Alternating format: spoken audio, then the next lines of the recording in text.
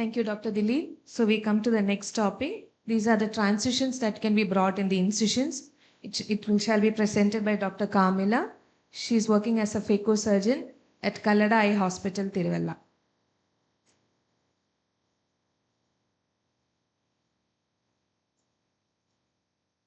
Thank you, Dr. Sunita. I will be talking about transitional incisions from clear corneal to microincision cataract surgery. It's a journey towards astigmatism neutrality and rapid recovery, minimizing trauma and maximizing outcome. So, all these years, there is a paradigm shift in cataract surgery. Phaco was introduced by Kellman in 1960s with the aim to introduce smaller incision compared to the conventional larger ECC and SICS. Initial phaco incisions were larger, about 3 to 4 mm, with scleral channels. Then they found out that the incision site and size are the critical determinants of astigmatism, wound stability, access, and patient comfort. Phaco has evolved significantly, driven by many factors like need for smaller self-sealing wounds, reduced surgically induced astigmatism, faster patient recovery, and improvements in surgical techniques, fluidics, and IOL technology. Then came the clear corneal incision as a game changer in phaco. It's a self-sealing surgical wound created entirely within the avascular clear cornea. Now it has revolutionized modern cataract surgery by being sutureless. It helps in faster visual recovery, reduces surgical time, and it helps in controlled astigmatism based on incision location. Its features are mainly as there is no conjunctival manipulation, there is no bleeding, and it's self-sealing due to corneal elasticity and valvular architecture. Site-wise, it is divided into superior, supratemporal, and temporal. And based on incision size, it is divided into standard phaco, where the incision size is between 2.2 to 3 mm, micro incision less than 2.2 mm. Based on wound architecture, it is divided into biplanar or triplanar, where the triplanar gives improved wound stability. Advantages are, as there is no conjunctival dissection, there is less inflammation and less intra-op bleeding, faster wound healing and less postoperative discomfort for the patient.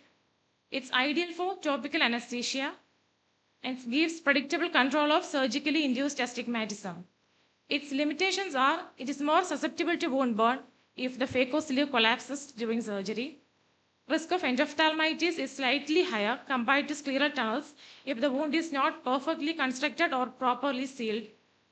It requires meticulous construction to prevent wound leak, descending membrane detachment, and epithelial ingrowth. Then came superior incision. Clear corneal incision includes superior, supratemporal, temporal. So superior incision is the entry wound placed at 12 o'clock or slightly nasal or temporal to it through superior clear cornea or limbus. Its advantage is that upper eyelid covers the wound, so it provides protection in early postoperative period. Its limitations are it induces more astigmatism due to its proximity to vertical steep meridian. It is difficult to do it under topical because of reduced exposure with squeezing of the upper lid. It's less comfortable ergonomically for modern microscopes and temporal coaxial technique. To overcome these limitations, they shifted from superior to supratemporal site. Supratemporal incision is a clear corneal incision placed supratemporally, that is 10 to 11 o'clock in right eye and 1 to 2 o'clock in left eye. It gives adequate maneuverability with early phaco system, good exposure for right-handed surgeon on right eye. Advantages are less dependent on lid position, it's comfortable for surgeon in early microscope designs, adequate wound sealing with 3 mm incision. Limitations are increased SIA due to proximity to steep meridian, less favorable in topical anesthesia due to squeezing of the eyelid, and difficult in deep set eyes or with tight orbits.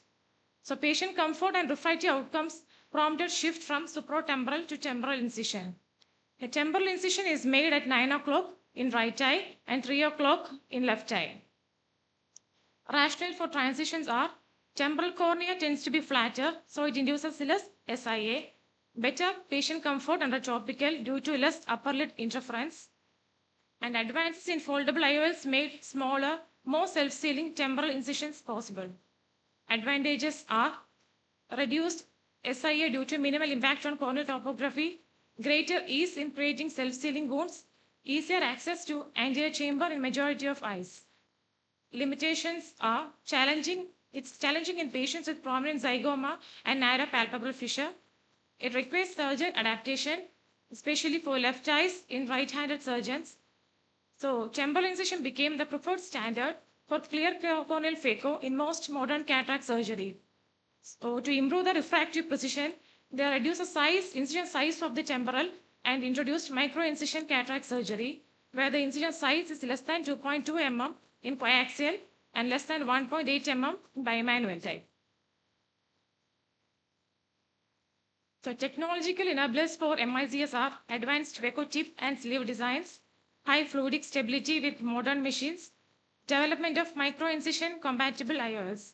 Two types, coaxial, where there's a single incision with modified phaco tip and the incision size is less than 2.2 mm. Bimanual, here two separate incisions measuring about 1.2 to 1.5 mm with no sleeve and separate irrigation and aspiration ports. Its advantages are significantly reduced surgically induced astigmatism near zero, faster wound healing and improved wound integrity, decreased risk of wound leak and endophthalmitis.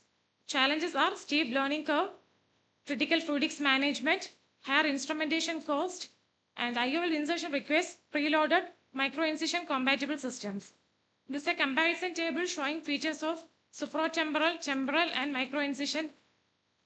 Here, the typical incision size is 3 mm for supratemporal, 2.2 to 3 mm for temporal, and 1.8 to 2.2 for micro-incision. Surgically induced astigmatism is higher for supratemporal, lower for temporal, and minimal to zero for micro-incision. Wound sealing and patient comfort under topical is excellent with micro-incision, good with temporal, and moderate with supratemporal.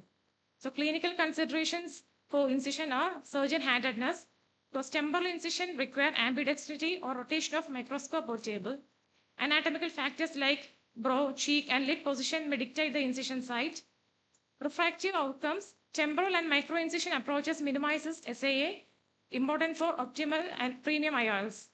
Wound stability, smaller and temporal wounds are more resistant to leakage and deformation.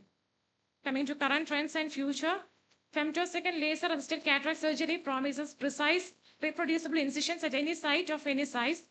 Micro-incision IOL technology promises preloaded hydrophobic acrylic IOLs suitable for less than 2.2 mm incision, and refractive cataract surgery where the incision planning is integrated with toric IOL alignment for better astigmatic correction. Now there is a move towards no-touch sutureless micro-incision astigmatically neutral surgery.